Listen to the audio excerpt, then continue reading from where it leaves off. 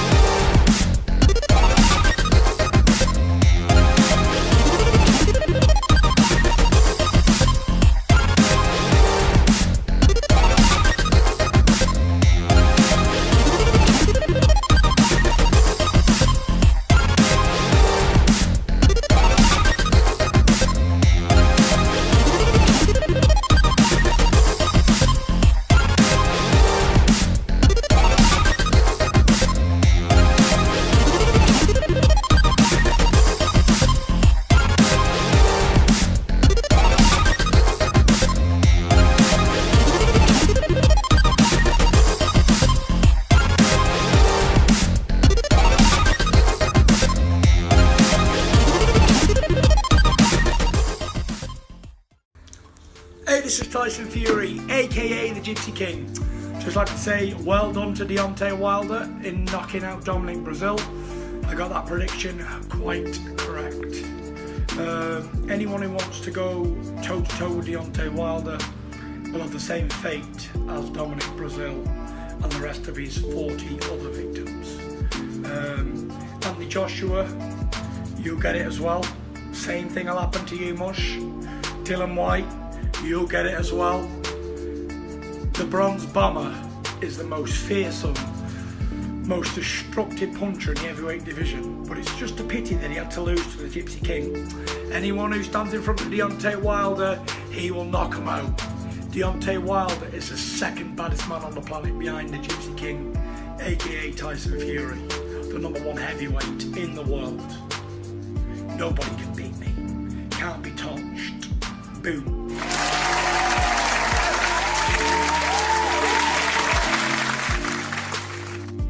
Welcome back to another episode of Bout the Ropes here on Keep It Real Boxing. I am your host, Cypherbox, and let's get into it.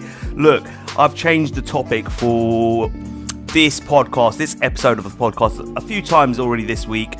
And I thought, you know what?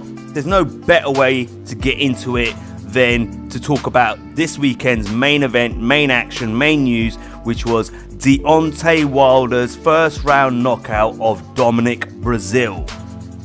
So, here are your topics for this week on Bout the Ropes. We're going to start off with Deontay Wilder, of course. Going to talk about the fight itself and then talk about a few other things around Deontay Wilder at this moment in time. Then I'm going to lead into Canelo versus Jacobs, and not really about Canelo versus Jacobs itself, but more around Dazn and the Dazn numbers that they released around that fight recently, yeah?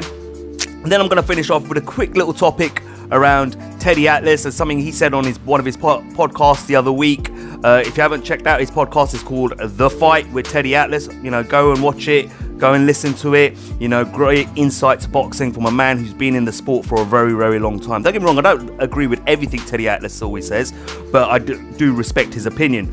And what he was talking about in this episode of his podcast was he was talking about how we loosely use the term great or greatness, and I kind of wanted to give my opinion on that as well. So let's get into Deontay Wilder, starting off with his performance this weekend over Dominic Breazeale, his mandatory challenger. Okay, first round knockout, sweet knockout, did exactly what he was supposed to do, get in there, get him out of the way quickly and move on.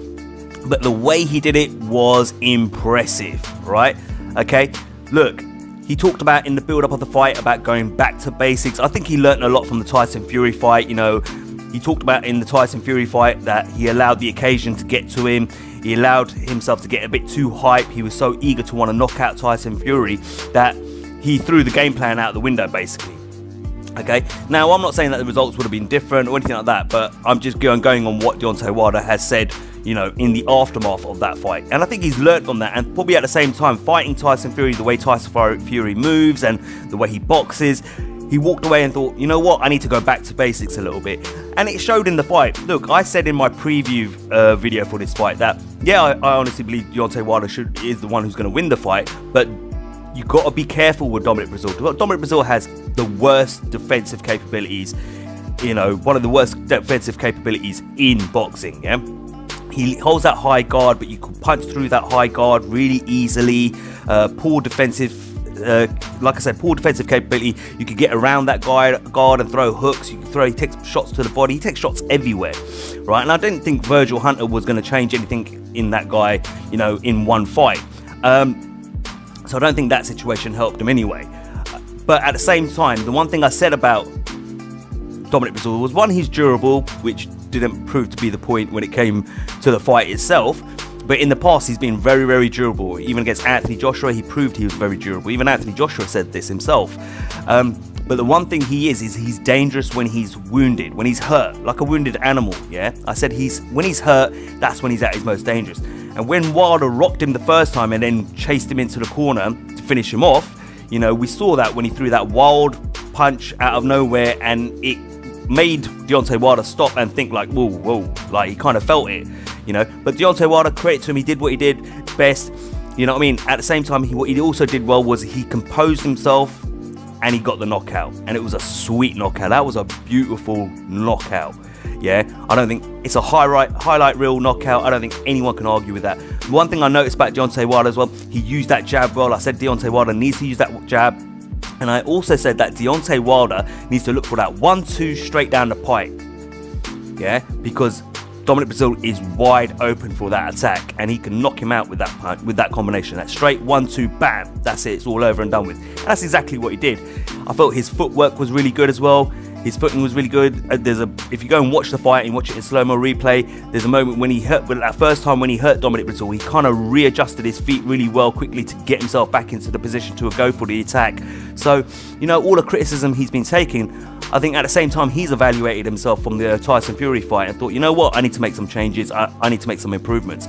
And I felt, even though it was just one round of boxing, I saw a little bit of that. Time will tell. Obviously, if he goes on and fights the likes of Luis Ortiz or Tyson Fury or Adam Nowacki next, whoever, or even AJ, we'll see. Those fights will probably go a little bit longer, and we'll see if there's any real improvement being made in those areas of Deontay Wilder. But great performance, did his job exactly how he was supposed to do it. I just thought, when I saw that knockout, I was like, wow. If you go and watch my reaction video, yeah, my Fight Night Rewind video on the fight this weekend, my first thing that came out of my mouth in that video was wow. And it was impressive.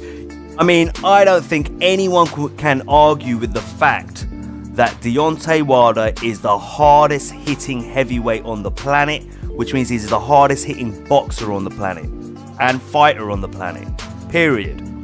Okay, I know AJ fans are going to jump on here and say, no, it's AJ, etc. and stuff like that. But from the eye test, it's Deontay Wilder. Okay? I mean, that power is scary. It is freakish. All right? I mean, it was unbelievable to watch. Every time I see him and I see him fight like this, you know what I mean, and get a knockout like this, I'm always impressed by it. And that's the kind of effect and the kind of effect you want on people. It's every time you go in there, it's like the first time you're seeing him do that. And that's what makes it so freakishly scary. That power of it. That's what makes it that scary and that freakish. I mean, look at the faces ringside. Yeah, when that knockout happened. Look at the faces, especially the guy in the bottom left with the red tie. He made me laugh the most. Yeah? If you go and watch that part of the fight, yeah, like the faces and the crowd and the reaction was unbelievable to the actual knockout. People were like, what the, do you know what I mean? Seriously, that power is seriously scary and freakish. And for all the comments he gets about, having these skinny legs and all that sort of stuff, no one cares about that, because you know what, when you carry power like that, you're dangerous. Now, here's what Teddy Atlas had to say on his Instagram page. He put this post up don't get me wrong, some of these fighters in here that he mentions, I do not know who they are. Yeah, I'm not going to lie. Yeah, obviously I know who Big George Foreman is, but Teddy Atlas has been around for a long time. He knows the sport. Like I said, he's a wealth of knowledge. And this is what he had to say, yeah? He said, Igmar Johansson had it in the 50s, Big George Foreman in the 90s, and Bronze Bomber has it now. Power in the right and the left hand delivery system to freeze the target long enough to land that blind shot, which unseen has devastating results. The late great Cuban amateur and Olympic champion Teofilo Stevenson had it also. They all swung a jab, not a medallion, to hypnotize their opponents before putting them to sleep. Hashtag Wilder Brazil, hashtag boxing, hashtag Wilder, hashtag bang. Now, of course, you're going to get the haters coming out and people making negative comments. And as you can see, this is a screenshot of Dillian Whyte's page on Instagram, right? And he reposted Tyson Fury's message, which I played for you guys at the beginning of the show. And you can see what he says at the bottom. This is at Gypsy King, the original nut hugger. You are a grown man. Get off Bronze Bomber's nuts. Hashtag nut hugger. You know what? Let's touch on Dillian Whyte for a little bit. Dillian Whyte, in my opinion, has become one of the biggest divas in boxing. It's unbelievable. When Dillian Whyte first came on the scene, and I'm not going to lie to you, I absolutely loved the guy. Yeah, I loved his realism. Yeah, I loved his I don't give a shit attitude. Yeah, I love the way he talked. He just spoke how he felt. Nowadays, yeah, it seems like Dillian Whyte's now turned into this. Well, he's turned into a diva, crying and moaning and blah blah blah. Oh, I should be the mandatory challenger and all this sort of stuff, crying his eyes out. Yet he, out of all the heavyweight contenders out there, has had the most opportunities in the last couple of years, to have a title fight and become a world champion out of all the contenders. Okay, I talked about this a couple of podcasts ago. Yeah, the episode was titled, it was Jermell failed drug tests, and it was also in the title was Deontay Wilder and $120 million offer from Dazn, etc. and stuff like that. And I spoke about Dillian Whyte in that as well. And I proved in that podcast, in that episode of Bout the Ropes, that Dillian Whyte is exactly where he should be when it comes to the WBC. Okay, I'm not going to go all through it right now. If you want to hear my take on it all and you want to see the evidence that I provided as that he belongs where he is, then go and watch that episode. But this is a guy who had an opportunity. If he fought Luis Ortiz for the second mandatory challenger position back last year, he would be the mandatory challenger now for the WBC.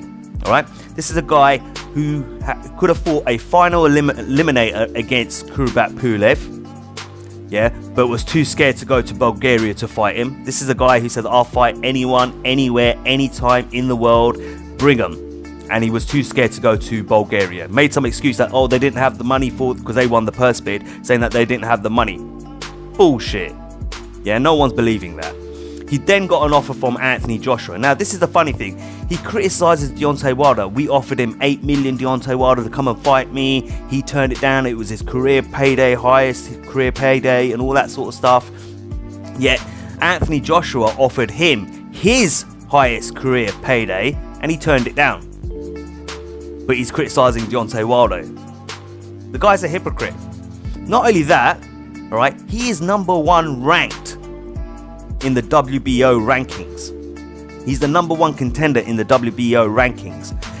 And apparently, if Usyk, who's now at heavyweight, I don't know, his fight against Takkam's been called off, but if Usyk wins his first fight at heavyweight, he will go on to be the mandatory challenger for Anthony Joshua's WBO title. Why are you not complaining about that? You're complaining that Brazil was put ahead of you, etc., and all this sort of stuff with the WBC, but I haven't seen him once complain about the WBO's treatment of him, which is that they're going to allow Usyk, if he wins his first heavyweight title, to leapfrog him and become the mandatory challenger to Anthony Joshua's WBO title. Does that make sense to you? You can't criticize one boxing commission for doing that, and then don't criticize the other one. Do you understand what I'm trying to say here? This guy is a joke. He's had so many opportunities, it's unbelievable. Yet he's still crying and moaning, oh, look what they're doing to me. No one cares. Yeah? You've had plenty of opportunities, you didn't take any of them. That's on you. He also turned around and said that when he turned down the Anthony Joshua offer, he said that, well, I'm going to get myself in the WBO position. I'm already number 1 ranked with the WBO. I'm going to get them to make me the mandatory challenger. And when I become the mandatory challenger, all right, there's no rematch clause for a mandatory fight. That means I get to dictate the rematch stipulations with Anthony Joshua when I beat him. Have you done that? No. Have you pushed for that? No. Why? The reason he's going after Deontay Wilder is because he thinks, I'm not agreeing with this, but he thinks Deontay Wilder is easy pickings. He thinks it's an easy fight for him. Okay? He clearly doesn't feel that way about Anthony Joshua. Yeah? Which makes me think like he's scared of Anthony Joshua. And that's why he's making these excuses not to fight him. This guy's a joke. He's had plenty of opportunity. He had an opportunity to fight Luis Ortiz and become the second mandatory challenger. When you turn that opportunity down, by the way, when you turn that opportunity down, you automatically are put to a side, and the opportunity should go on to the next fighter ranked below you. So he is lucky he was even offered the whole interim fight against Breazeale, etc., and stuff like that. But again, because Fury pulled out of the fight rematch with Wilder, Breazeale had to be pushed forward as the mandatory challenger. That's how it works. And he can't complain. He's had plenty of opportunities. I've just explained them all to you. So this guy is just the biggest diva in boxing. Yeah? He's the biggest hypocrite as well. Yeah, he doesn't tell about it. When someone does question him about these things, he starts, oh, that's rubbish, that's nonsense. Oh, I don't want to talk about that. He's a diva, man. I'm tired of Dillian Whyte. You know, part of me thinks that, you know, Wilder should give him a shot and just knock him out and get him out of the way.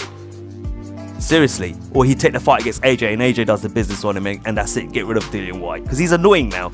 He is. He's irritating. Yeah? He's just a spoiled little brat, a diva in boxing. Simple as that. Anyway, let's get back to Deontay Wilder. Okay, so Deontay Wilder's popularity is growing massively. I said this before when I talked about him turning down the $120 million offer from Dazn.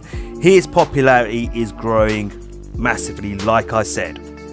Okay, if you look at how he was trending over here in the UK after that fight, right, with Dominic Breazeale, this was hours, literally a couple of hours after his fight with Dominic Breazeale, and this is how he was trending in the UK.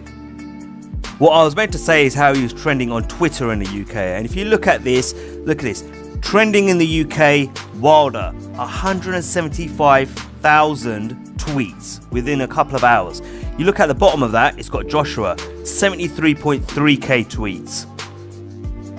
Yeah, that's in the UK. So all these people saying, oh, no one knows who Wilder is in the UK and all this sort of stuff, none of this stuff flies anymore. That excuse is gone out the window. You cannot use it anymore. This guy's popularity has grown. His profile has grown massively. Yeah, people know who he is.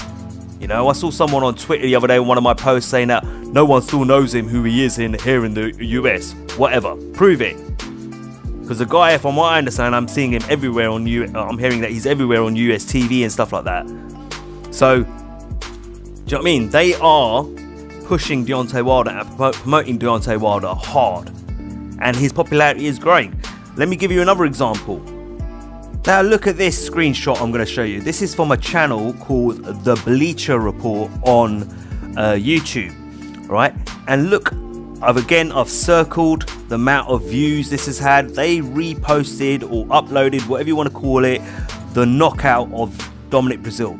And so far it has had 3.5 million views. So how many people right now, and look, think about it on social media, Instagram, if you totaled it all up, Facebook, how many views this guy is getting for that knockout? Everyone's going to be thinking, who's that guy? If you didn't know him, you'd be like, who is that guy? I'm going to tune into his next fight. If you're a casual or a non-existent boxing fan. you understand what I'm trying to say here? So all this nonsense, oh, his popularity's not big enough, his profile's not big enough, oh, etc. It's not going to fly anymore, guys. That ship has sailed. Yeah? Eddie Hearn should have taken advantage last year and taken Deontay Wilder for 15 million. And he chose not to. Instead, they went with Povetkin. And yes, I proved that when that happened as well. I've got the timeline. Go check the video out. Okay? I exposed that nonsense as well. I've got a whole playlist, AJ versus Wilder. Go check it out. Watch all the videos. All the information, all the evidence is in there. In every one of those videos. Okay? But no one can deny that this man has grown significantly and he is so popular at the moment. It's unbelievable. Yeah? And if you don't know, you're starting to learn about the man. The guy did... Deontay Wilder, he rang the closing bell for the New York Stock Exchange. I think it was on the Thursday, of last week, right? And then I put the video up on my Instagram page, and someone said, "Do they even know who he is?" And I thought to myself, if they don't know who he is, they do now. And if they tune in on Saturday night, because remember they were sitting there and did an interview with him and everything, and he would have promoted his fight and said, tune in on Saturday night, watch me knock out Dominic Breazeale, etc., all that stuff, and some of the people would have tuned in. And if they didn't, they would have seen the replay and thought to themselves, whoa, I'm going to tune into this guy's next fight. So that's promotion, guys. Now let's move on to Matthew Macklin of Sky Sports.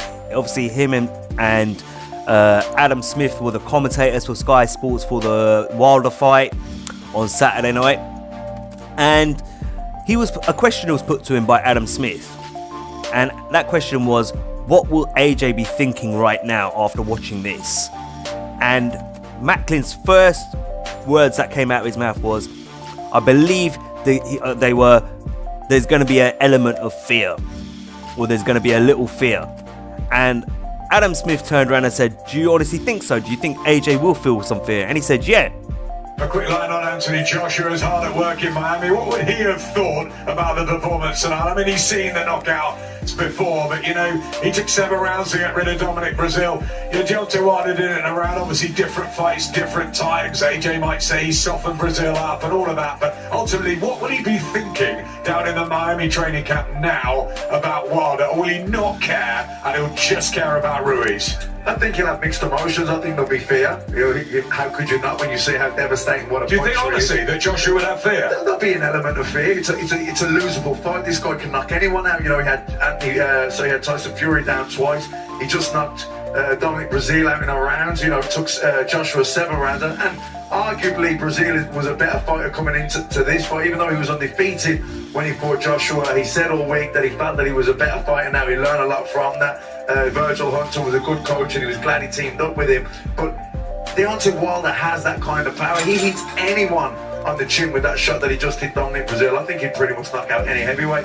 But Anthony Joshua's a more rounded fighter. He's probably more complete. He's never been shook up badly the way that Deontay Wilder was against Luis Ortiz. So they're very different fighters, different characters, different personality, different stories. But the reality is these are 3 very intriguing heavyweights that all stake a claim that they're the number one, that they're the best. And the only way that we, the fans, are going to get to see it is when they get in the ring and put it all together.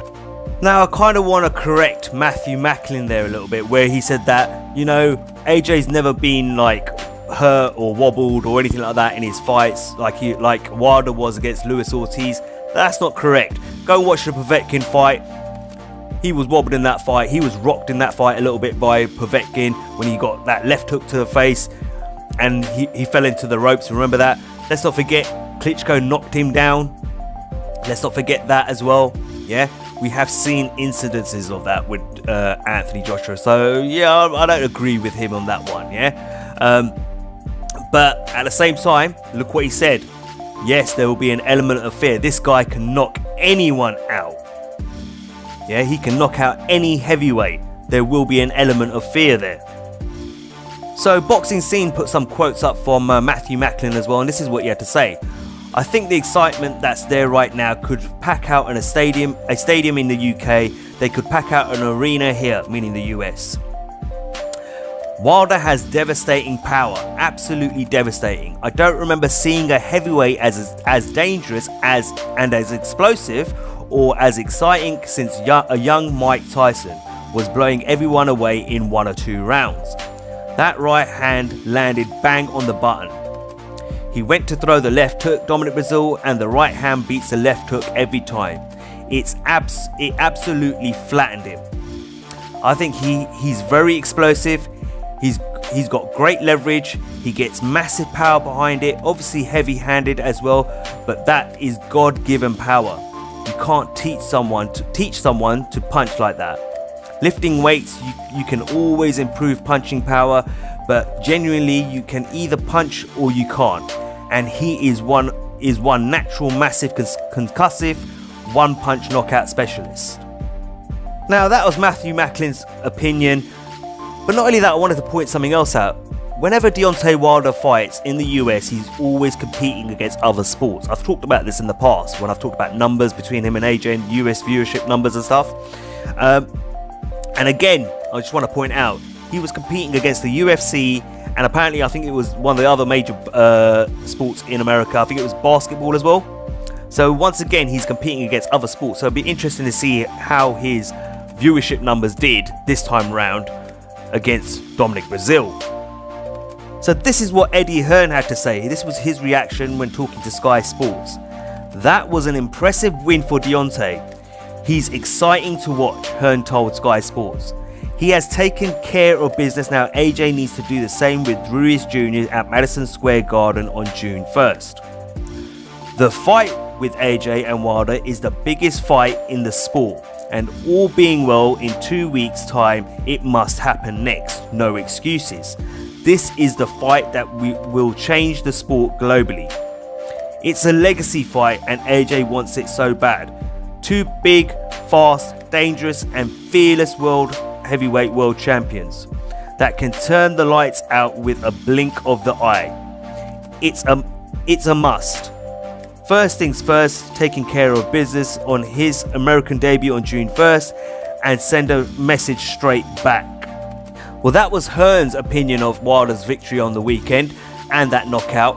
And he also stated that this is the biggest fight in boxing right now, globally. It's a game changer, yeah? It could change the landscape of the sport, etc, etc. So does that mean Anthony Joshua is starting to lose his A-side status a little bit? Potentially, I've said this before.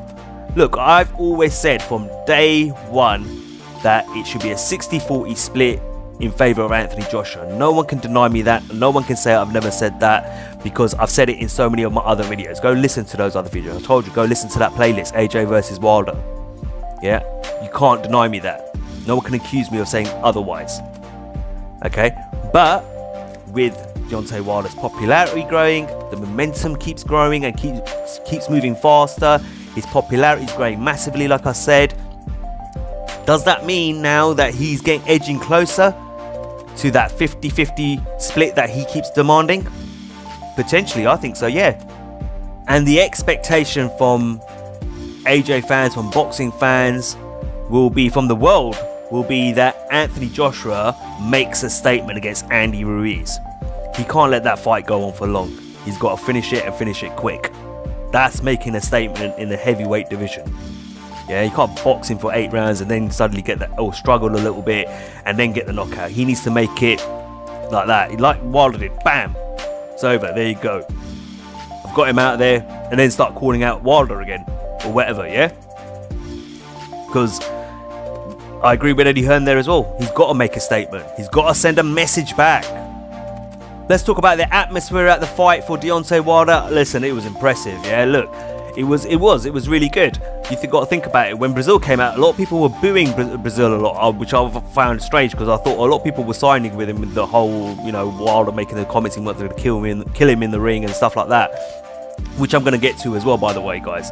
All right, but when Wilder came out, there was a roar when he came out to walk his way out to the ring. Yeah, the whole dancers at the entrance and all that sort of stuff, all great. Yeah, and you need that in boxing. I remember Chris Eubank Sr. saying it once, that it's not enough to be great in the ring. You have to be great in the ring, of course. When you get in the ring, you have to do the business. You have to look good. You have to box well. Yeah. But you also have to entertain. You have to entertain the crowd. Yeah. You can't be boring. Yeah. I don't like fighters like that. I don't like fighters like sitting there, oh, he's a really good fighter, and but I believe I can win, and this and that, but I have to respect him. I don't care about all of that. I want to see beef in the build-up. I want to be entertained. Okay?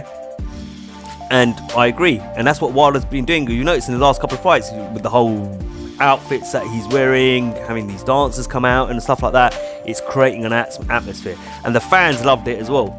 So, do you know what I mean? You can't knock that as well. Deontay Wilder also said in the post-fight interview with Sky Sports, and even said it with Showtime, that the big fights will happen with Tyson Fury, with Anthony Joshua. He says people just need to be a little bit patient. Yes, I understand the fans want it, but unfortunately you're going to have to wait a little bit. But those fights are going to happen.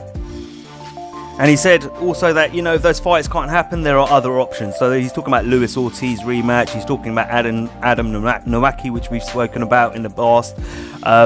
So he's also touched on the fact that, that they do need to put their differences aside. They need to forget what's happened in the past and come together and make these deals.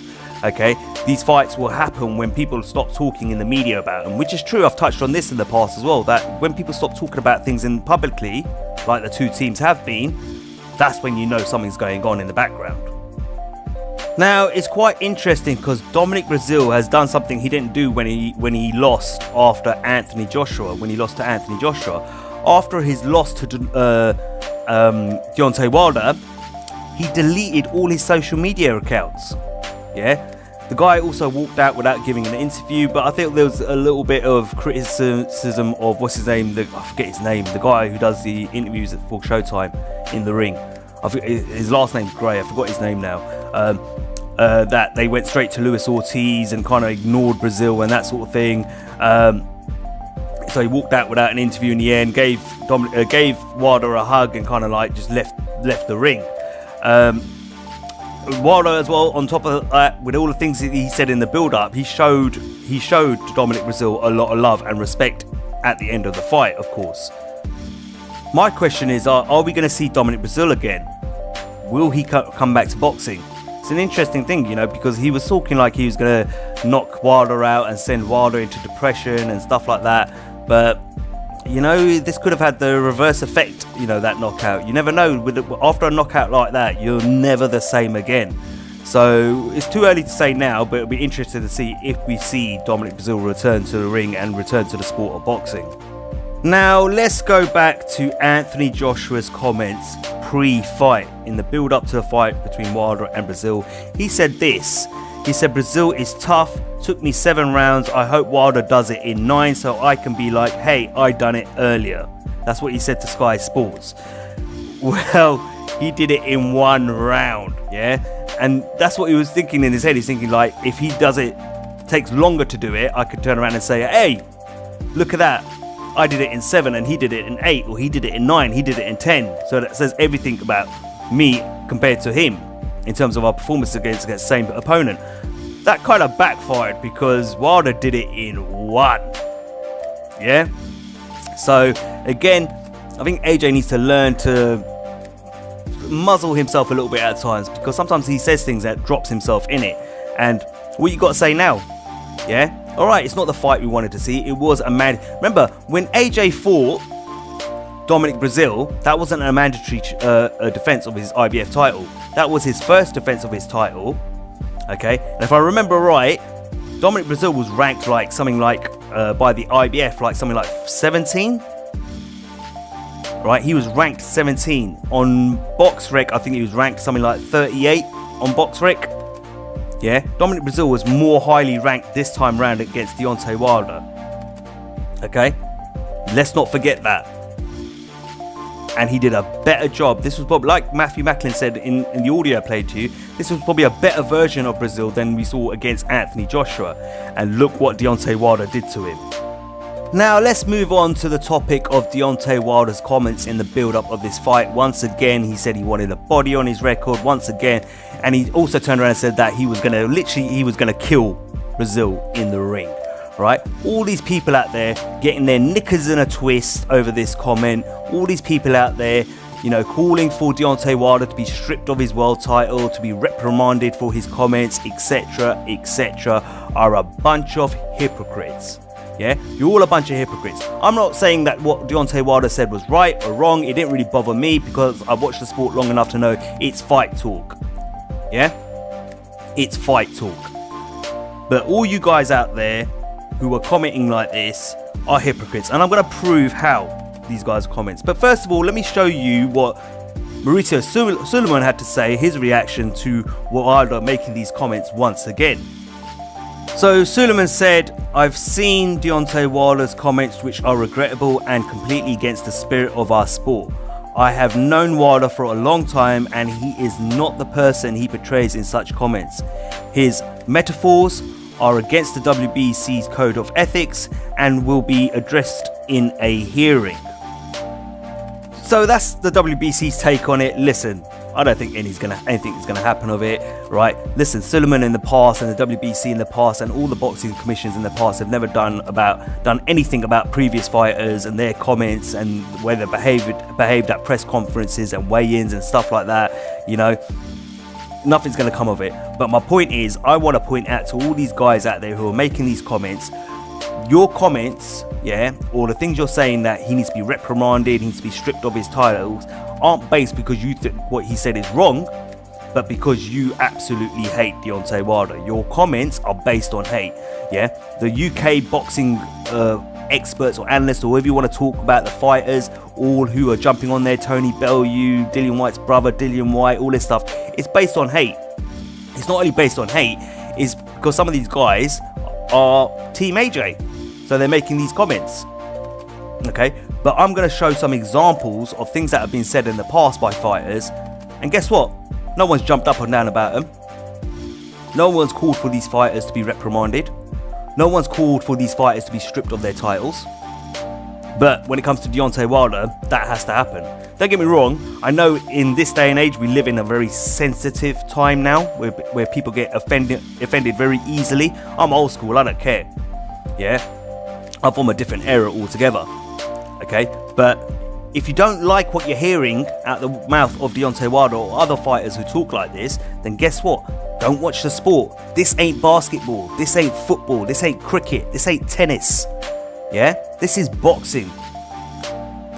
These fighters aim to go in a fight and not just box, but aim to hurt their opponents. When you throw a punch, every punch you've thrown is aimed at hurting your opponent, which in turn could potentially kill you in the ring. I've said this before. So if you're too sensitive for this sport, don't watch it. Put your mother in a straight jacket, you punk ass white boy. Come here and tell me that if I fuck you in your ass, you punk white boy, you faggot. You can't touch me, you're not man enough. I eat your asshole alive, you bitch. Fuck you, you hoe. Come and say in my face, fuck you, ass for everybody. You bitch, come on, you bitch. You're scared coward. You're not man enough to fuck with me. You can't last 2 minutes in my world, bitch. Look at you scared now, you hoe. Scared like a little white pussy. Scared of the real man. I'll fuck you till you love me, faggot. You guys know what I do. You know what I do. I put people in body bags when I'm right. So we know what's going to happen. And I know you guys don't think he's going to beat me. I know you don't. Well, for example, Rage against Vander Holyfield worked against it. Well, it. It's a fight. So whatever happens, happens. Mike, why do you have to talk like that? Well, I'm talking to you the way I want to talk to you. You have a problem, turn off your station. You know what? I think we'll end the discussion right now. Then we could. You got it. Have a nice fight, Mike. Off. Class act, buddy. Accept that and come in and do the best you can. I dare you talk to me like that. You should get up and kneel to me now, and I'll spare you the night of the 28th. I can't wait till the 28th. I'm gonna make you my girlfriend. There's something you can't buy in that class, and you don't got none of that. You're sweet. Make sure you kiss me good with those big lips. 18, Mike Tyson, Razor Ruddock dies. If he doesn't die, it doesn't count. If he's not dead, it doesn't count. So that was Mike Tyson back in the day. You know, when I was a kid in the 80s and 90s, that's how he talked, that's how he went around doing his business. And people used to say, oh, Mike's a nutter, Mike's a beast, Mike's this. People used to hype Mike up when he used to do these things. Yeah? They still do to this day. Look at the intro to this podcast. He said once he wanted to eat Lennox Lewis's children. Eat them. Okay? But when the fight happened, obviously, remember the build-up, he walked up to Lennox and Lennox and him had that little scuffle. But when the fight happened, Lennox won the fight, of course. But then after the fight, when they were in the ring, having their in-ring interview, he gently stroked Lennox Lewis's face, wiping the blood from his face, etc. He showed him affection, right? And even in the interview after the fight, he turned around and said, well, you said all these things about Lennox. He goes, yeah, I know, but that's me hyping the fight. He goes, end of the day, he goes, I don't want to kill the guy or do anything like that. He goes, me and Lennox have known each other since the amateurs. We've been friends since the amateurs. He's my friend. But I got to do what I got to do to hype the fight. It's entertainment, people. Don't take it so seriously. Right? But no one criticised him for it. Everyone rated him for it and said, hey, Mike's a beast, Mike's this, Mike's that. Come on, man. Right? Those are examples. That's an example from the past. Right? So now I'm going to show you another example. Yeah? Of the greatest boxer of his generation, the modern era, I suppose you could say, Floyd Money Mayweather. And his mentality, he talked about his mentality in the ring. And he gave his example, an example of when he was fighting Ricky Hatton. Okay? And remember when he knocked down Ricky Hatton the first time in that fight with that check left hook when he was in the corner. Mayweather backed himself in the corner, and then when Ricky pounced, check left hook, on the floor he went. This is what his reaction and his thoughts were when he was in the ring. That's Ricky Hatton as we watch right here. And then this is my mentality right here.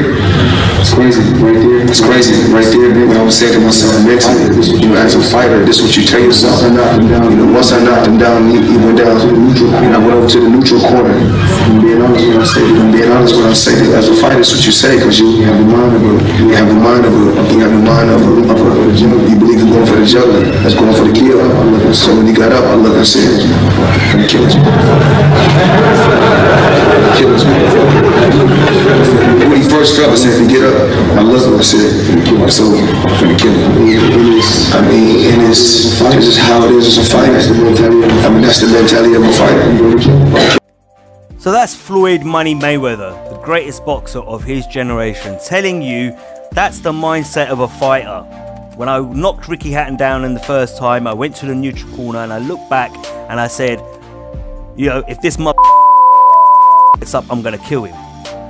Or he said, if he gets up, I'm going to kill this motherfucker. That's his mentality. And would you say that Floyd does a lot of trash talking, but that's the mentality he had, because that's the mentality of a fighter. And you know what I mean? Floyd was like a defensive counterpuncher, for crying out loud. So, do you know what I mean? For him to turn around and admit that and say that was the mentality he had in the ring, that I'll kill him. So, again, I didn't see when Floyd said this, I didn't see people coming after Floyd or criticising Floyd, etc. for this sort of thing. Do you know what I mean? Now, let's go back to Mike Tyson. Right? Mike Tyson recently was interviewed, and in a recent book I think he wrote, he admitted that he was disappointed he didn't kill someone in the ring. Mike Tyson has claimed he was disappointed that he did not kill anyone in the ring during his boxing career. The former world heavyweight champion admitted to jealousy when he heard another boxer had killed an opponent. Tyson's revelation is the latest in a series of extraordinary claims made by the retired boxer in recent weeks as he promotes his autobiography, Undisputed Truth. When he heard that another fighter had killed an opponent, he said he questioned how he had done it. Tyson said he thought to himself, he's not as ferocious as I am. How did he kill somebody? That guy must have been sick already or something. In his book, Tyson 47 reveals he was high on drugs during some of his major fights and used a fake penis filled with someone else's urine to fool testers. Asked whether he feared he might kill someone, he told the Times, yes, but I was so disappointed that I didn't. Although I'm happy now that I didn't. Now, I've seen a lot of people saying that, well, look what he said in the article. He says now he's happy he didn't. So what are you talking about? It's not the same as Wilder. Yes, it is the same thing as Wilder.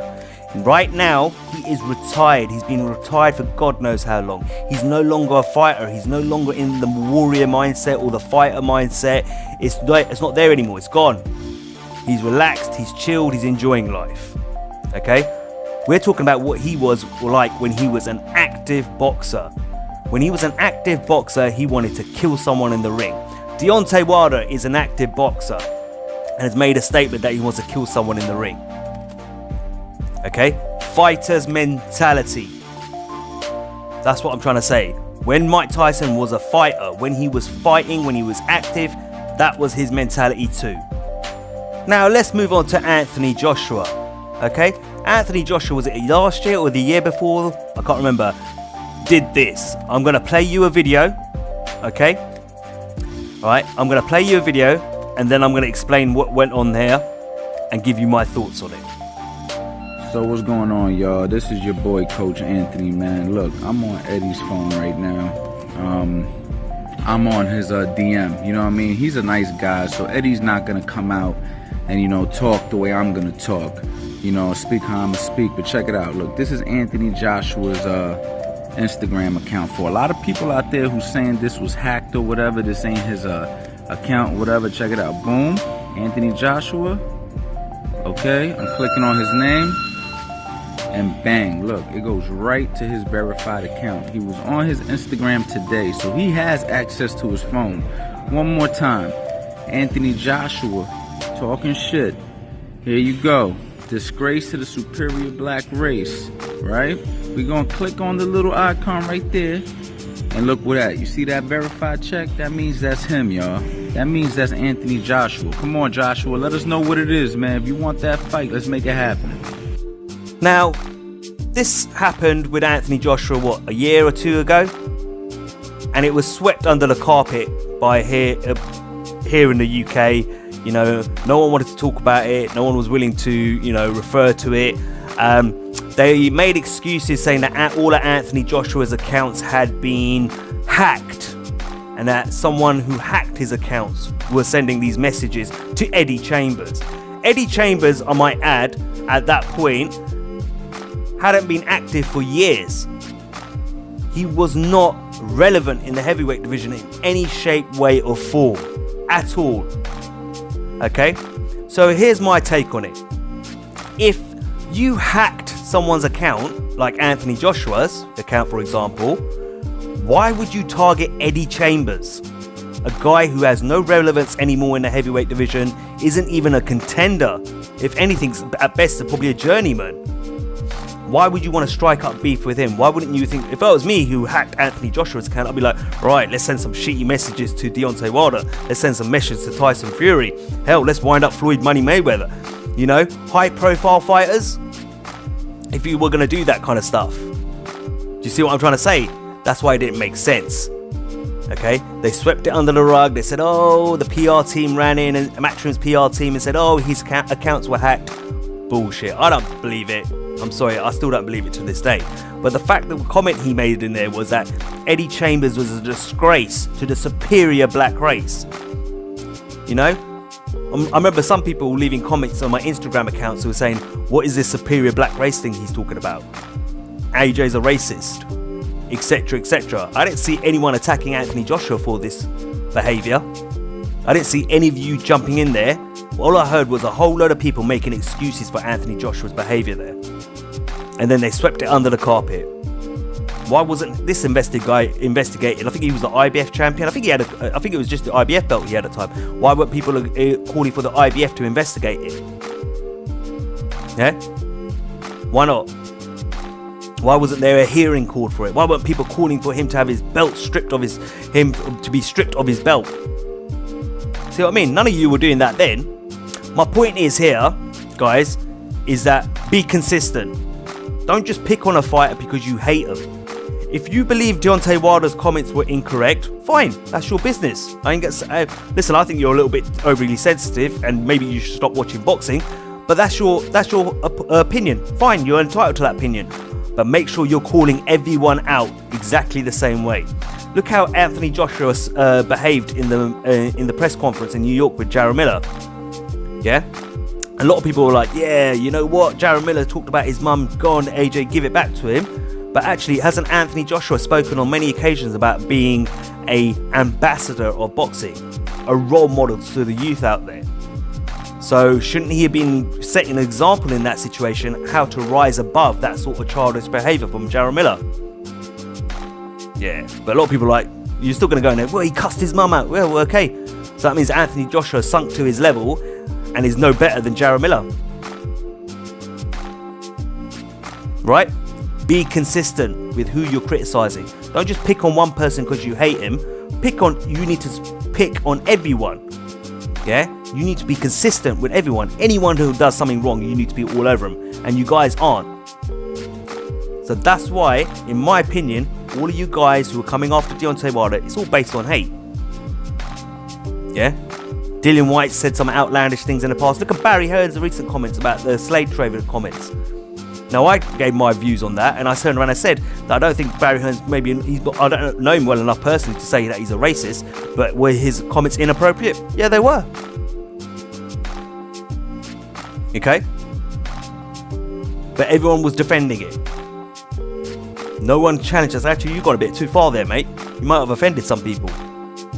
But you all got offended. It doesn't matter how he meant it, Barry Hearn, by the way, yeah? The analogy was a poor analogy to use, and it offended people. Okay? So you people out there who got upset with this whole kill comment by Deontay Wilder should have been all over Barry Hearn's back as well. See what I mean? It's hypocritical, your approach. Yeah? Attack everyone and come after everyone for every wrong thing they say, or keep your mouth shut. It's simply what I'm going to say. Remember, what Wilder said was hype for the fight. Okay? It was adrenaline. It's emotions running through your body. Yeah? It's a fighter's mentality. The difference is Wilder isn't afraid to say it out loud. And most fighters say it in their head or say it in the ring like Floyd Mayweather did. Okay? But stop getting your knickers in a twist. Yeah? It's just fight talk. Calm down. How many times have you guys as kids been in street fights? I remember all the street fights I've been in. When I've ever got into a scrap, yeah, in your head you just think, yeah, I'm gonna kill this mother. Yeah? You do. But that's you're just actually hoping to beat the guy up. That's it. So I don't know what you guys are going on about. You're too sensitive in my opinion. But if you feel like you were offended by it, like I said, make sure you're criticising everyone equally. Not picking and choosing who you're going to attack based on your hatred for someone. And look at Deontay Wilder's response at the end of the fight. He embraced Dominic Breazeale. He hugged him, told him he loved him, and he even said himself, he goes, he gets to go home to his wife and kids. He goes, you say what you say in the build-up. He goes, but now I've got it out of my system. I've knocked him out. He goes, you know what? It's peace. So that's what I'm talking about. Fighter's mentality. Fight talk. Okay, so let's move on now from this whole topic of Deontay Wilder and his comments that he made in the lead up to the Breazeale fight. Let's talk about Shelly Finkel and his interview on Sky Sports. I don't know if I kind of caught on to this interview late. I know a lot of people saw this way before I did. But I noticed that Sky Sports had edited the interview a little bit. They cut bits out. So I don't know whether that was the case when it was originally uploaded, because obviously having a YouTube channel, I know full well that in YouTube Studios, even after you've uploaded it, you can edit a video and not affect the views and etc. and likes and all that sort of stuff for it, the statistics for the video. But there were bits cut out. I don't know if it was like that from the beginning, but hey ho. Maybe someone could fill me in if there were any, if that was the case when it was originally posted on YouTube. But you know, I just want to kind of go into some of the things that Shelly Finkel said in that interview. So remember, this ain't me saying, you know, word for word. It should just give me a rundown or rephrase some of it as well, just to make it quicker. All right. So he was asked what was the plan for Wilder, and he turned around and said, "We want to fight every important heavyweight out there." Okay. He also went on to say that Mayweather versus Pacquiao was made after Pac got knocked out dead by Marquez, and still it was the biggest grossing fight in history. So he was referencing that because Adam Smith was talking about what if one of them loses and stuff like that. And Finkel was like, it doesn't matter if one of them loses because that fight is big no matter what. People want to see it. Okay, and look at Mayweather Pacquiao. Marquez got knocked out dead by near enough by Marquez, and they still went on to make the biggest grossing fight in boxing history. Okay. He also turned around and said that the fight won't happen on their terms. You know, it's not just going to be AJ's terms and Hearn's terms and Matchroom's terms, what they want and only what they want. Basically what he was saying, you know, it's not going to be made on their terms like that. Yeah. He also said that the fight could possibly happen in the next year, but they've got a few things they're working on at the moment. As you know, they are talking about a rematch with Luis Ortiz, a rematch with Tyson Fury.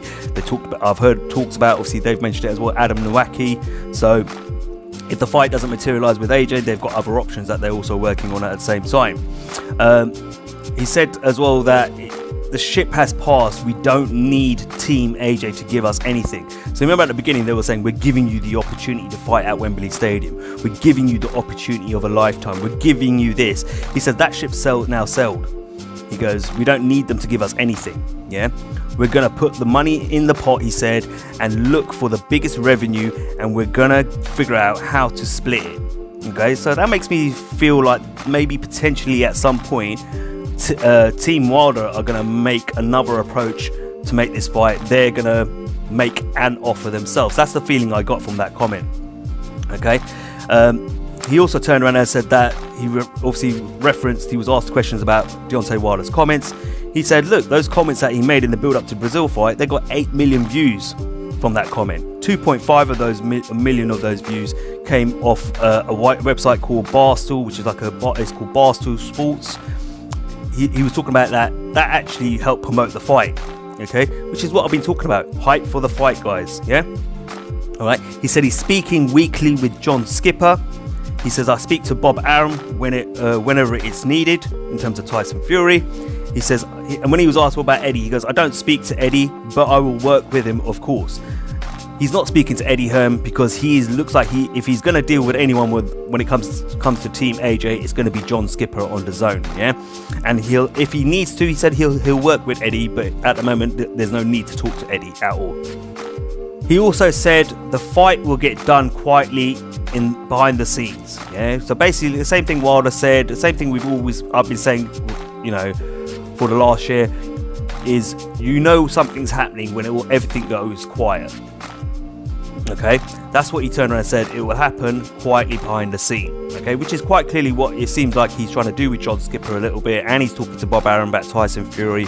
We're not hearing too much about their conversations between those three guys publicly. Yeah, and of course we keep hearing Eddie Hearn talking, but that's when you know Eddie's probably not that involved in the negotiations elements of the fight, this potential fight.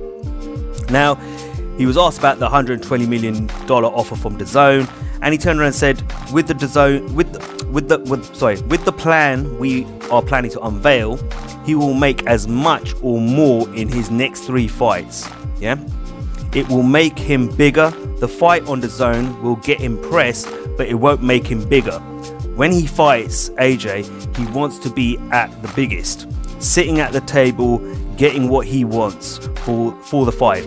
I think we are there anyway, is what he said. He said he was also asked by Adam Smith, where will it be broadcasted? And he turned around and said, this was quite interesting what he said. He said, I hear Fox is bringing Sky Sports to the US. And he had this little smirk on his face when he was looking at Adam Smith. And then he moved on from it. He looked at me and said, is that true? Yeah, he goes, that's what I hear. And then he turned around and said, he goes, look, I don't know. It will be done though. Yeah, it will get done, basically, he said. Yeah. Now, he was also asked by Adam Smith, you know, what advice, like if because he was asked a few things. He was saying that, you know, do you think he made the right decision taking Deontay Wilder, etc. He goes, yes, I do. I think he's going to be a superstar and all that sort of stuff. He goes, at the beginning, he goes, when I saw AJ's career, I thought about it, but he goes, I'm glad I didn't, kind of thing. He goes, I think I've gone with the right man, and Deontay Wilder, the right fighter. But he said AJ, he was complimentary of AJ, he didn't slag him off or anything like that. But then he was asked by Adam Smith, what advice would you give Anthony Joshua at that stage when he was beginning or even now? And he said, look, the advice I would give him is that, I would tell AJ, don't get caught up with the arrogance of others. Change your mindset or it will haunt you for the rest of your life. Yeah, he said he'll be wealthy because he makes a lot of money, AJ, obviously, with his fights. He goes, so he will be financially wealthy, but to end his career and not having the fights that he should have had, Wilder, Fury, etc., Luis Ortiz, these career-defining fights, he said that if he retired without those fights, it will haunt him forever. So what he's basically saying to him is that don't let Eddie Hearn and Barry Hearn's arrogance cloud your judgment, yeah?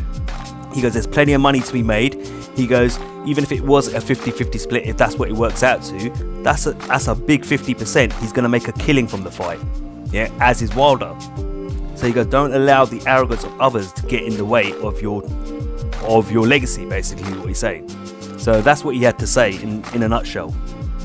Now, I talked about this a couple of podcasts ago, a couple of episodes ago, where I talked about this and I said, look, this is about money, this is about power, it's about control, yeah, the whole heavyweight division, right?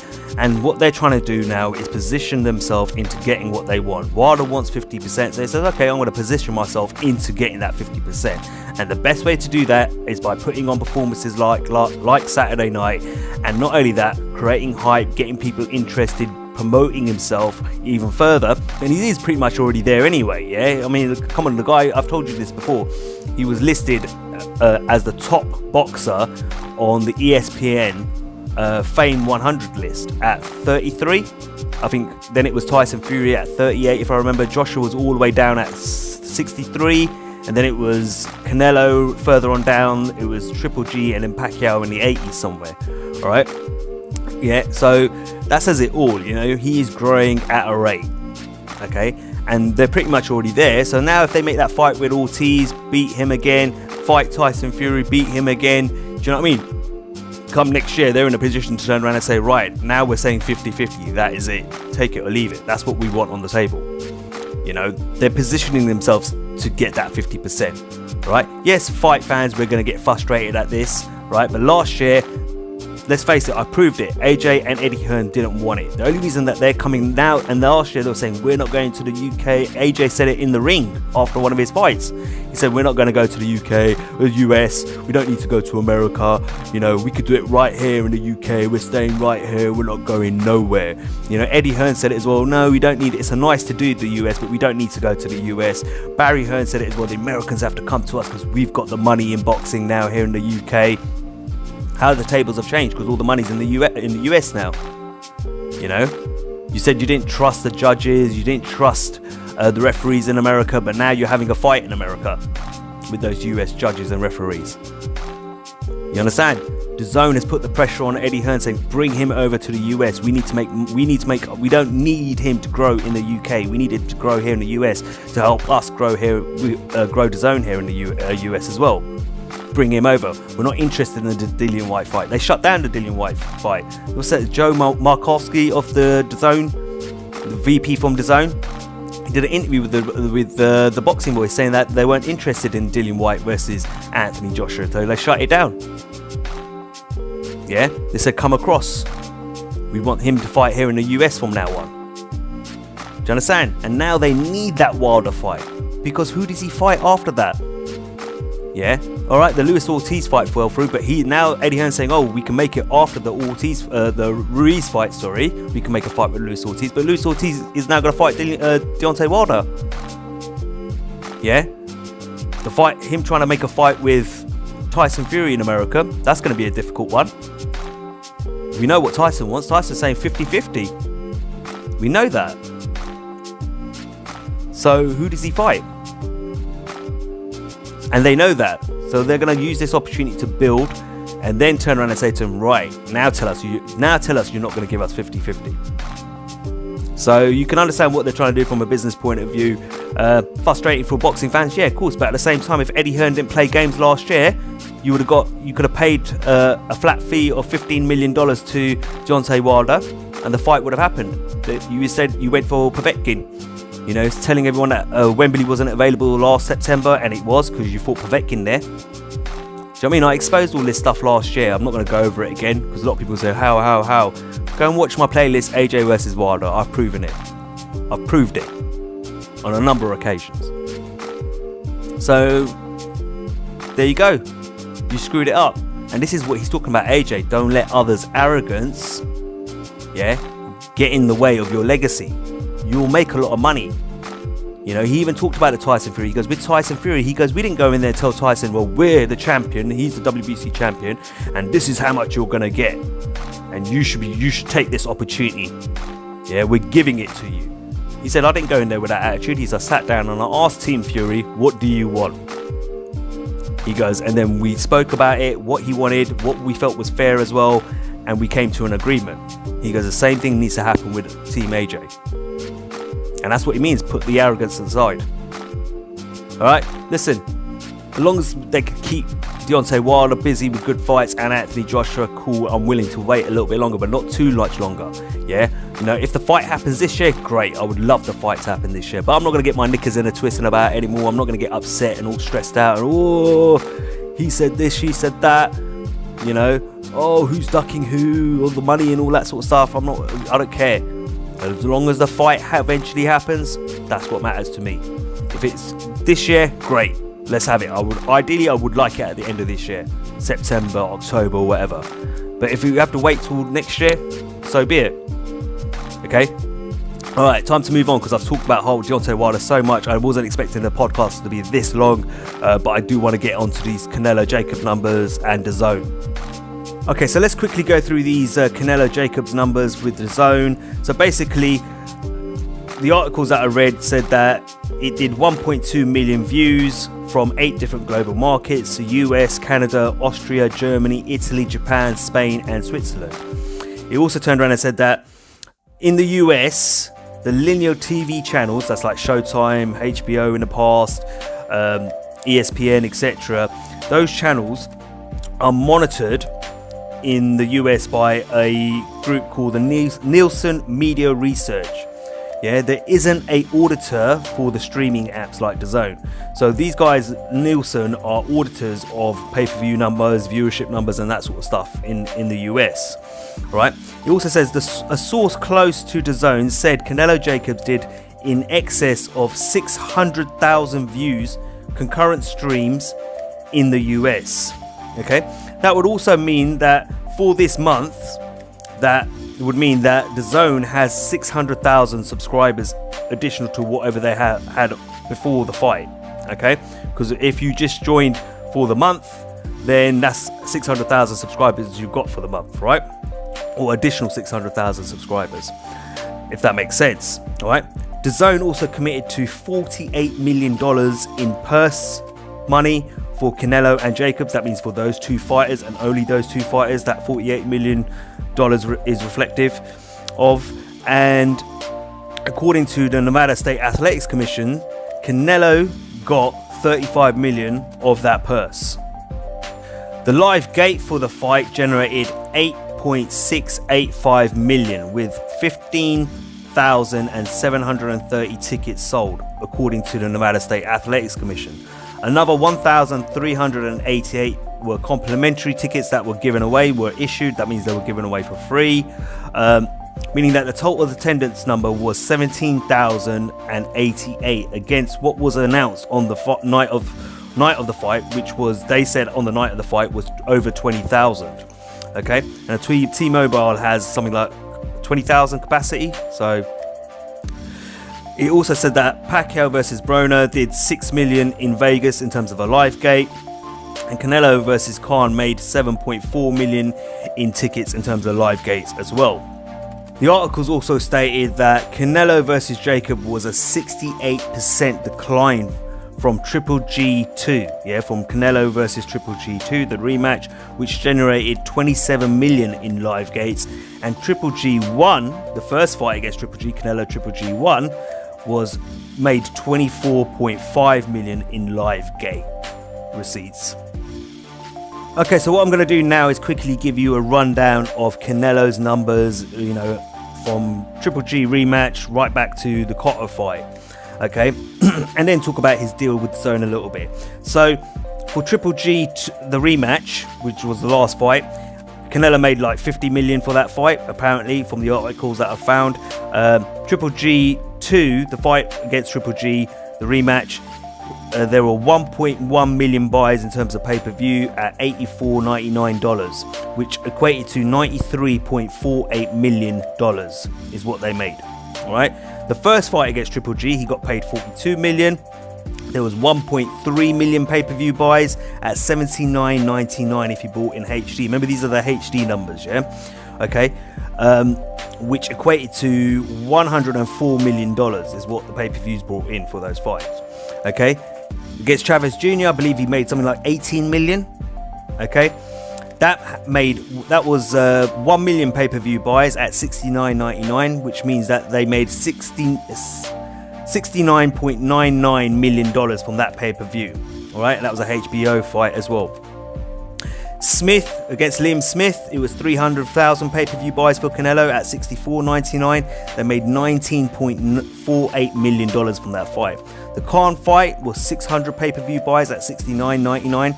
That generated $42 million in pay-per-view money. Right? Cotto was 900,000 pay-per-view buys at $84.99, and that made them $76.49 million in revenue for that fight. So if you look at Canelo's deal with DAZN at the moment, so for his first fight against Fielding, he got paid $15 million, a guarantee for that, yeah? Then that's where the deal kicks in, right? So obviously we know his deal's worth $365 million across 10 fights.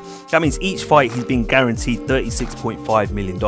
And there are other incentives as well. If he hits certain subscription numbers, of course, he'll get additional bonuses on top of that. Now let's do the maths of these numbers, right? So 600,000 views in the US market, right? Now let's say all those guys signed up just for the month at the highest price point of $19.99. Of course, you know, you could sign up to DAZN for $99 a year annually, which works out to $8.50, I think it is, every month, right? But if you weren't willing to do that and you just wanted to sign up for that one fight, the Canelo fight, for just the month alone, the month of May alone, then let's just say those 600,000 views and potential subscribers for this month only signed up for that reason at $19.99 for the month. All right, so the earnings, the US earnings for DAZN when it came to that fight, when it came to Canelo Jacobs, would have been $11,994,000. Okay. Now, 1.2 million is what it did globally over 8 territories, which I spoke about earlier, global territories. If you times that by $19.99, then they made $23,988,000. Okay, so remember, the purses for Daniel Jacobs and Canelo equated to $48 million. Okay, now let's say the production cost, the promoting of the fight, etc. Let's round it off, the whole fight as a whole, then let's say cost and, you know, the undercard fighters, paying them off and stuff like that. Let's say it all rounded off to about $60 million potentially, yeah? Okay, total purses and all the production and all that sort of elements to it, yeah? When you think about it, that's a massive loss they've made there. They've invested something like 50-60 million into a fight card, and they've only generated, for the US anyway, they've only generated just under 12 million in return, and over 8 territories under 24 million. Now, it's interesting because I've heard people say this before, Eddie Hearn, even Joe, and all these sort of people saying that we don't talk about our subscription numbers, we don't reveal our viewership numbers, etc, etc. But apparently this information came from someone who was close to the DAZN group. But look, basically the DAZN leaked this information themselves. They told someone within their organization, go to the media and leak this information because they saw it as a success, right? They saw it as a success. They thought, you know what, finally we've had a bit of success, you know what? But in reality, they haven't. Yeah, because when you think about it and you look at Canelo, that's why I talked about Canelo's numbers, his viewership numbers from other pay-per-views he's done in the past, etc., and the money it generated. those pay-per-views generated. As a business, you are bleeding money. Yeah, because you're giving out all these paydays to all these fighters. You've got some stars on there in Triple G, in Canelo. Really, they're your real stars. Jacobs isn't really a superstar in boxing. Neither is Usyk. Neither is Terence, especially Tevin Farmer.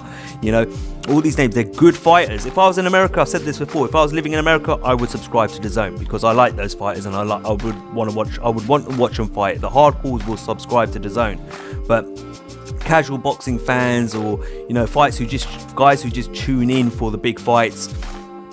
They're not gonna. Do you know what I mean? They're not gonna subscribe to your platform for a whole year. They're gonna dip in and out when those fights, and most of those fight fans are gonna dip in when Canelo's fighting, or maybe even when Triple G's fighting. Let's be honest. Maybe even a bit of an interest in Anthony Joshua, if you want to see what the guy's about. Yeah. And don't get me wrong, I know it takes time to build. It takes time to build. Yeah. This September coming up, it'll be officially 1 year here since DAZN entered the US market. Okay, and they're bleeding money. Yeah, and I get it. At this moment in time, they've got to bleed money. They've got to give a lot of money out in order to start getting people to engage and sign up to DAZN. But I don't know how much longer they can keep doing this for. Like, how much money have they got in the pot for boxing and stuff like that? I don't understand. I know it's a sports platform. Originally, when it came into the US, they said it was a boxing platform, for fight cards. Then they got Bellator on there, and then they got the World Boxing Super Series on there. Now they're realizing that actually this ain't going to be enough. We need to dip into other markets. So they're starting to get football on there, European football. They're starting to aim at, I think the US market as well, into their major sports out there, baseball and stuff like that, from what I understand, because they know they can't just rely on boxing, because at the moment it's difficult for them to get a foothold in it. This was supposed to be the end of pay-per-view, right? That was the whole thing that they were selling about DAZN. That was their gimmick or their marketing scheme. But when you look at the numbers, the fighters in a lot of sense can make more money in the bigger fights on pay-per-view than they can clearly on DAZN. Yeah, but not only that, or roughly around the same, should I say, actually, to be honest with you. But not only that, think about yourself as a broadcaster. That's why they increased the money from $9.99 to $19.99 as well, because they know they're not seeing the fruits of their labor. They're not seeing a return on their investment. Whether they will in the long run, I can't tell you that. You'll have to wait and see. That's why they want to sign Deontay Wilder so badly. They know they need that US heavyweight. They need him. They need Deontay Wilder big time. But this is why Deontay Wilder also in turn did not sign for DAZN, because the viewership's not there. Yeah? They can pay a certain amount of money, but Deontay could probably make more money fighting on Showtime pay-per-view or on a Fox pay-per-view. That's why he hasn't signed up. I talked about this a couple of podcasts ago. A couple of episodes ago I talked about this. So I'm not wishing bad on them or anything like that. Don't get me wrong. I'm not trying to say, there's some channels out there who want to see them fail. Absolutely hate DAZN and hate Eddie Hearn and want to see it fail and stuff. I'm not one of them. Like I said, if I was out in America, I'd sign up to it. I'd pay that $99. I would. There's some good fighters on there who I would love to see fight. But at the moment, if they think releasing these numbers was a success story, then they are seriously mistaken, because it's not in my eyes. I think those numbers are pretty poor considering what they invested, and look at the price point. $19.99 for a fight, a Canelo fight, and you did less numbers than he did against Triple G. The first Triple G fight did 1.3 million. The second one did 1.1 million. Yeah, even against Khan on HBO, Canelo did 600,000 pay-per-view buys. Do you see what I'm trying to say? And they generated and earned more money in return. HBO, what was it? What did I say? They made $42 million back in return.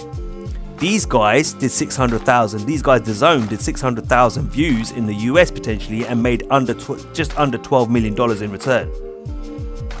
So it shows, people are still willing to pay for pay-per-view if the fights are right. And I don't think this is really the end of pay-per-view in any sense. And you know what? You can't expect the casual market to want to sign up when you've got fighters like, I like Tevin Farmer, but no casual fan's going to sign up to watch him fight. Yeah, and these British fighters like Katie Taylor and stuff like that, no one's going to sign up for that. Yeah, they'll sign up month to month when Canelo fights, and what's that, twice a year he fights? So why pay $99 for the whole year when you're only going to tune in twice to see Canelo fight, and you're going to, and that's going to cost you what, just under $40? Do you see what I'm trying to say?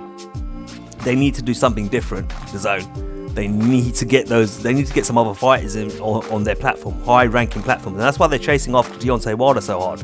They know they need him, and they know if they want to try and get that AJ fight on there. But even then, I think it would hurt the fighters. They wouldn't get as much exposure on DAZN as they would on Showtime in America or Fox. Do you understand what I mean? Or Sky Sports back home here in the UK. Look, they might have seen it as a success story. Personally, I don't see it that way. Remember, yeah, if you want to kill pay-per-view off, which is what their plan is, yeah, that's part of their business objective by the sounds of things. If you want to kill off pay-per-view in the US, yeah, and you want to get people onto your platform, then you know what? You need to sign all the potential pay-per-view fighters in the US in the sport of boxing. Likes of Deontay Wilder, even likes of a Tyson Fury. Maybe if someone down the line, the future of like the likes of Gervonta Davis and stuff like that. You know, Errol Spence Jr. You know, those sort of names. Because those are the sort of names that are going to make money for you. So it'll be interesting to see what happens. Don't get me wrong, there's a topic I want to talk about in next week's podcast, which I'm going to just quickly drop now. I hear a rumour about PBC. Apparently PBC's been sold off, or it has already been quietly sold off, which is an interesting bit of news. But I want to do a bit more research, dig into it a little bit, and then put my thoughts together before I talk about that. So if that's the case, then maybe that's an opportunity for those PBC fighters, for DAZN to go after those PBC fighters. Who knows? We'll have to wait and watch this space. But look, I know DAZN saw this as a success. Me personally, I did not, you know, because you look at the numbers and that tells you it wasn't a success. How many of those 600,000 additional subscribers this month are going to stay on with DAZN now? Or did they just tune in for the fight with the Canelo versus Jacobs? Let's be honest, you know. We have to wait and see though. I'm not saying they're going to fail at it or anything like that. I'm just calling it how I see it. That's all I'm saying. You know, and at the moment, it's not good. They are struggling. Yeah, and look at the promotion of their fights. Like, what promotion did you see from DAZN? Listen, I've got the DAZN YouTube channel out here. We've got the DAZN YouTube channel. I was on there all the time. The promotion for Canelo Jacobs was poor. So if it was poor here, globally, on YouTube, on their YouTube channel, then what was it like in the US? It couldn't have been that good. See what I mean? You have to promote the fights as well. It's not enough. You've got to actively push the fights and make it happen. And I'm surprised because Eddie Hearn is usually pretty good at promoting fights in that sense. And I'm surprised he hasn't pushed it harder than that. You know, are they putting all their money into signing the fighters, meaning they haven't got enough left over in their budgets to actually promote the fights enough? I don't know. But you got to promote the fights as well, guys. You know, so we have to wait and see how it all turns out. Look, personally, like I said, they might have seen it as a success story. Me personally, I didn't see it that way. Yeah, I think it's an example of their struggles at the moment. Okay, guys, listen. Look, I was going to talk about the whole Teddy Atlas comment, which I spoke about at the beginning of the podcast. But I'm conscious of time a little bit. People tend to have, don't have like the attention spans they once used to. So I'm kind of going to drop that topic and pick that up probably next week. It's a topic I could pick up at any point, so it's no biggie really. All right. But like I've said before, you know what? Give me your opinion. Give me your take. Let me know what you think about the things I've talked about in this week's episode, of course. As always, guys, like, share, and subscribe. Until next time, this is Cypherbox reminding you to keep it real. I was gonna rip his heart out, I'm the best ever. I'm the most brutal and vicious and most ruthless champion there's ever been. There's no one can stop me. Lex is a conqueror, no, I'm Alexander, he's no Alexander. I'm the best ever, there's never been anybody ruthless. I'm Sonny Liston. Listen, I'm Jack Dempsey, there's no one like me. I'm from Nairclaw, there's no one that can match me. My style is impetuous, my defense is impregnable, and I'm just ferocious. I want your heart, I want to eat his children. Praise be to Allah.